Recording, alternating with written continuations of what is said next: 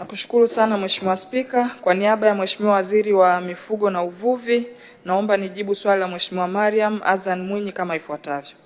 Mheshimiwa Spika, serikali inatekeleza mikakati mbalimbali ya kuwawezesha wananchi hususan vijana na wavuvi wadogo kushiriki kikamilifu katika uchumi wa bluu kwa lengo la kuongeza ajira, kipato na mchango wa sekta ya uvuvi katika uchumi wa taifa.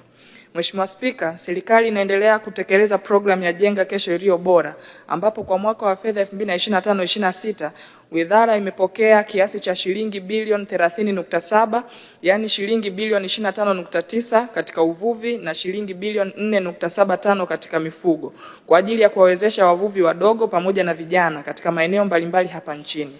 Aidha, kupitia programu hii ya BBT, vijana 308 kutoka mikoa yote nchi nzima wamepatiwa mikopo isiyo na riba na yenye masharti nafuu kwa ajili ya kutekeleza miradi ya ufugaji wa samaki kwenye vizimba, ufugaji wa majongo bahari, unenepeshaji kaa na kilimo cha mwani.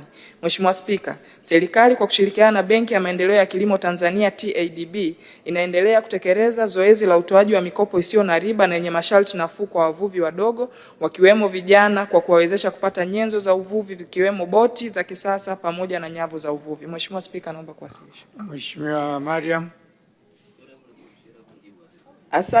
Asante Mheshimiwa Spika kwa majibu mazuri ya serikali. Nina maswali mawili ya nyongeza.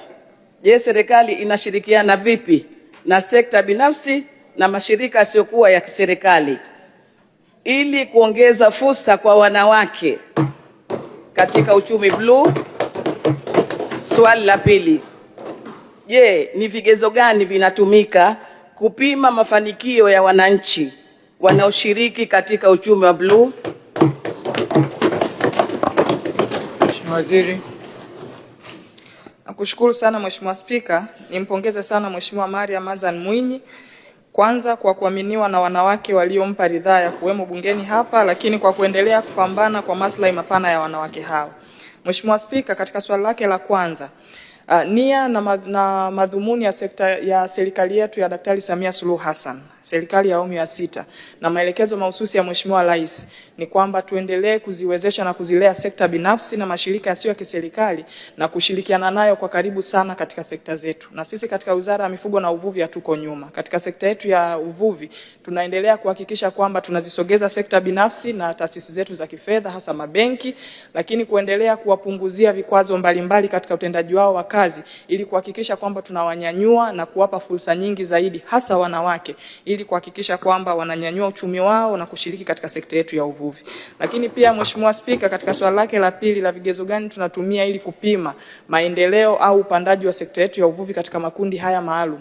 Mheshimiwa Spika, tumeendelea kufanya kazi na vijana, wanawake na makundi maalum kwa karibu sana na kuchukua takwimu kwa kila mwaka kuangalia namna gani tumewawezesha, lakini kuwafuatilia kwa karibu kuhakikisha kwamba uwezeshaji tunaowapa unazaa matunda. Kwa hiyo tunazo takwimu za kutosha wizarani kuona kwamba kila mwaka kadri tunavyotoa uwezeshaji huu na kadri serikali inavyotenga budget, basi fedha hizi zinavyowafikia wanufaika hawa zinawapa manufaa yanayostahili.